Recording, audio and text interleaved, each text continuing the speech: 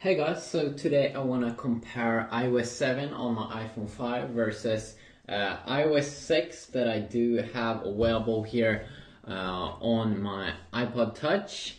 So in this video we will be going over Safari and the updates with that little app. And Safari, of course, is the browser in iOS. Apple's little browser. So let's check it out. Let's open it up over here and let's check out the UI, because it really have made some amazing UI updates in the new iOS 7. So the first thing we can see here in iOS 6, we could see here that it's a little bit more bulky. We have a separate area here for the search option, and then we do have another area here when you want to type in a web page. If we compare that against the new kind of cool UI that you do get inside of the Galaxy, the iPhone 5's iOS 7 update, you can see it's way more clean. They really brushed off a lot of the UI, and of course in iOS 7 they made it a little bit more slimmed down with more of a black and white theme. So you can just tap on this one and you still have the reload option.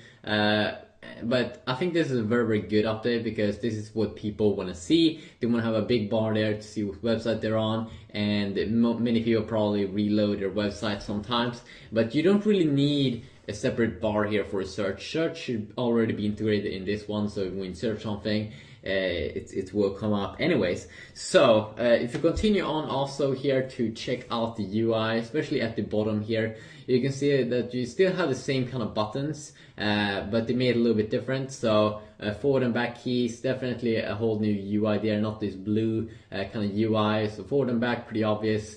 We have this button over here when we want to share. You can see here they kind of have the same options still, same kind of alternatives over there. You can go back to console, and then we do have, of course, the place here to check out our bookmarks. Still have that option available as well.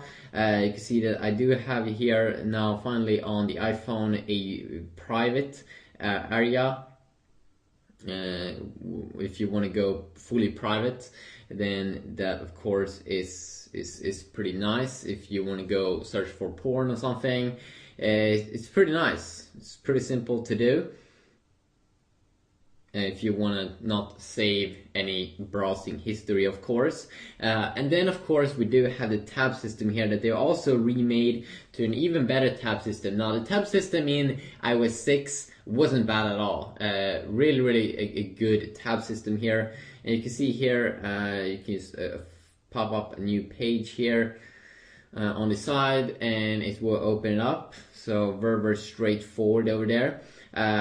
On the in iOS 7 they have this little bit more of a cover flow effect. So you can just close it. You can't swipe it to remove, I'm pretty sure. Yes, you can actually. Oops. So it seems to be inspired a little bit by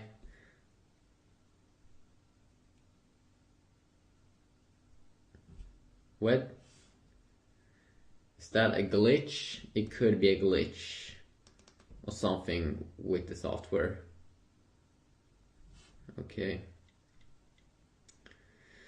So it seems to be inspired a little bit by Google Chrome, the Chrome beta browser that you do get available inside of Android. So definitely nice there. Looks a little bit better.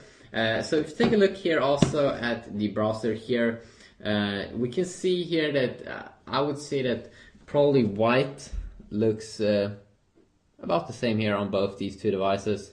Let's continue on here to go to the full page. You can see here that when we go up and down, see, maybe you can scroll down a little bit quicker here on the iPhone. I'm not kind of sure though. Let's go to the full site. You can see that the loading there, it fully goes up there, while it's just a small little bar there. Okay, there we go. So it loads up the full page here on both the devices. Now let's see here when we go in and out.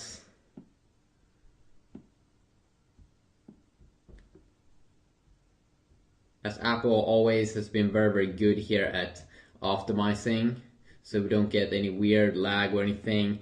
It's extremely quick here at rearranging everything. So let's just go in here and let's just tap on this.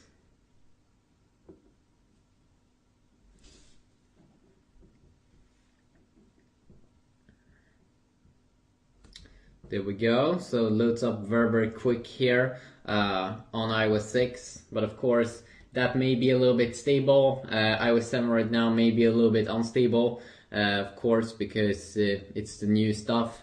You can see here a little bit different colors here on the two guys, or it's actually the same guy. In case you didn't know, so you can see here, double tap.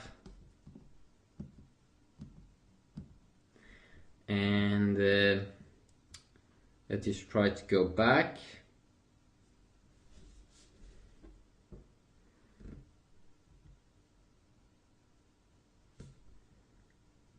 Now let's try something else. Let's go and tap on this. There we go. So overall, there's not super the core difference here between these is of course the UI is very much updated here on both the devices, or at least in iOS 7 there is some big updates. Reading mode, you still have a reading mode on both these two devices. So let's see here if we can go into reading mode. And reading mode, of course, is like a mode where you only do see the text and images.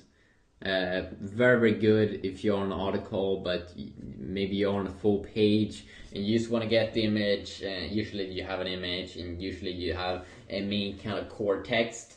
And this reading mode definitely is helping you out when you are checking out those things.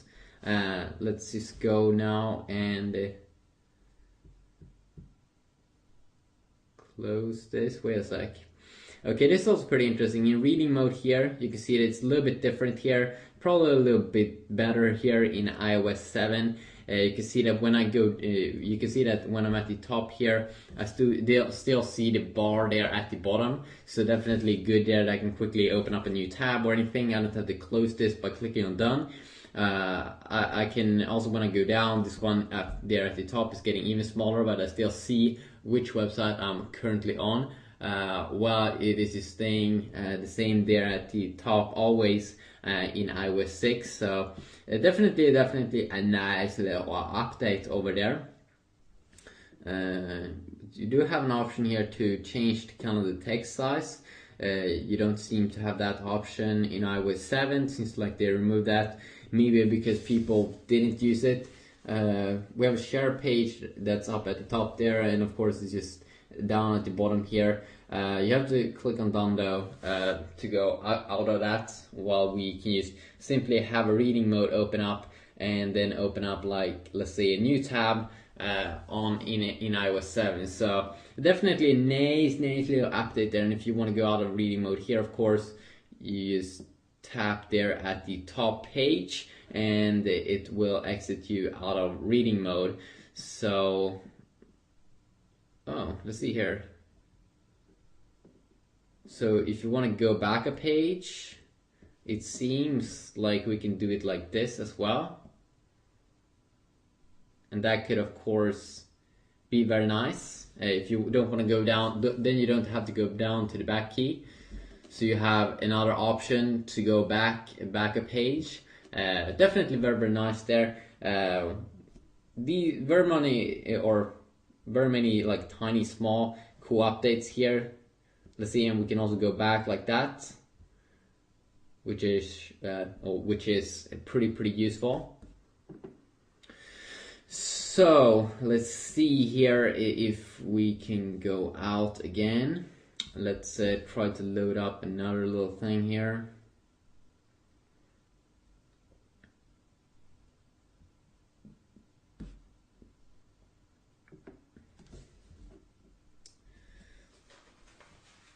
Here we go. So it is loading up all the things in here. Very small text. You can see that when I did auto tap there, it automatically aligned the text there. But if we zoom in a lot, it doesn't reflow the text, so we can see everything like the HTC One awesome phone is doing. That would be extremely cool to have that kind of feature. The App Store also might have another third-party browser if you want to check that out. So quickly look here comparing iOS 6 browser versus iOS 7. If you do want me to compare any more specific features with these two phones, please let me know about that and I will see what I can do. I mean, definitely you can see that there's a lot of updates here in terms of icons and also in terms of the UI, that every single internal app, like the music app, the phone app, the mail app, all of them have been updated.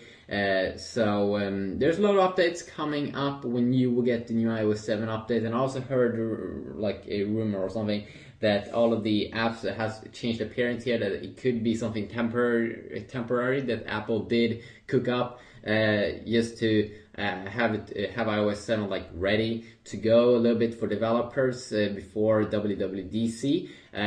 Hopefully you did enjoy this video. If you did, please leave a like and give some feedback down below, and hopefully I will see you all in the next video. Yeah, peace.